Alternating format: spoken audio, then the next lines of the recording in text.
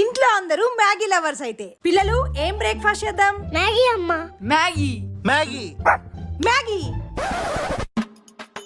మన 5గురికి 5 వేసా. ఇంకొకటి అమ్మా. ఇంకొకటి వెయ్యమ్మా.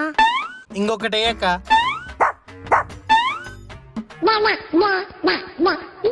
ఏదో తేడాగా ఉందేంటి? ఇది శ్రీతన్కి, ఇది శౌర్యకి, అమేజింగ్. ఇది లియో రెడ్డికి, ఇది నాకు, ఇది సన్నిగాడికి. నాకు ప్లేట్ వద్దు, అదంతా నాకే. నిన్న ఆటనే తింటా. Maggi Maggi Maggi.